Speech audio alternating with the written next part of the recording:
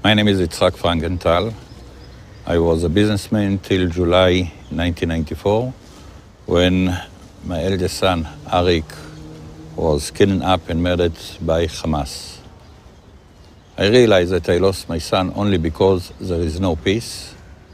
I left my business and I decided to try to do the utmost to find a peace solution between the Israelis and Palestinians.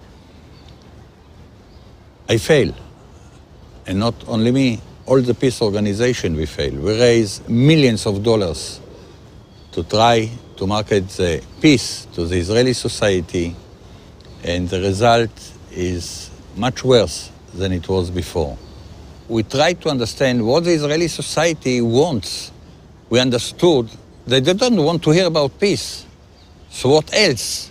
And then we found something that the Israelis are attached to.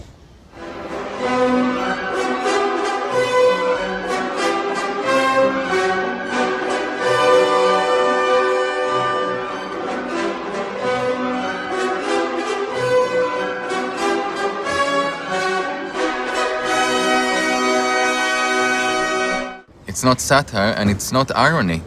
It's real advertisement that shows to the viewers like a mirror what's in it for me in the conflict. And when it comes to the conflict, there's a lot of in it for us Israelis. Okay, we need the conflict because without it we wouldn't have heroes, we wouldn't have our songs, we wouldn't have the armies, we wouldn't have wars, we wouldn't have Memorial Days.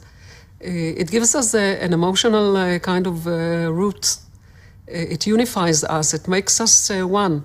We like hanging on the edge and saying, this is the very last minute, this is our identity. We call it the conflict, but this is who we are. When people hold very, very strong beliefs about certain issues, you cannot try to convince them by just presenting them with the opposite ideas. So what paradoxical thinking does is that it brings people to the absurd by presenting them their own ideas, but only in a very, very extreme way, to extreme level. And when people are presented with their own ideas in an extreme or radical way, they tend to re-examine their ideas and entertain some new ideas or new solutions to the same problem. So we made an advertisement campaign for the conflict. We actually branded the conflict.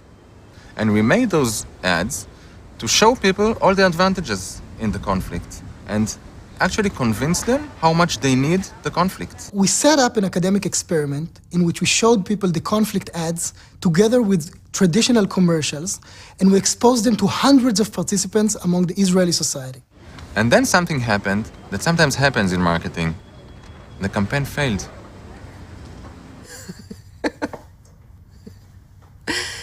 It failed because although we exposed the people to solid facts and we told them that they needed the conflict and it defined them, they were willing to drop it. We found statistically significant differences between participants who watched the conflict videos to those in the control condition in terms of their willingness to accept responsibility for the continuation of the conflict, in terms of their willingness to make significant compromises in the context of the conflict, and even in terms of their voting intentions in the Israeli elections.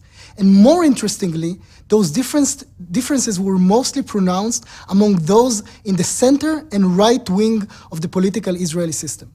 That's when we realized that we got something very unique in our hand, and as we fail, we succeed. It was amazing, something paradoxical, but that was our taglit, how you said it, our discovery. Actually, it turned out to be a very meaningful study in the field of social psychology. It was published in one of the most important journals in the field, in PNAS, and got a very wide exposure in the public media. It's the first time, over 40 years, with all the efforts to find a peace solution, that we got a chance to make a difference in our region. What's really important for us is to examine whether we can actually implement this project among the Israeli and Palestinian society and create a real change that is based on the results of the paradoxical thinking project. Because we don't need to succeed, we need to fail.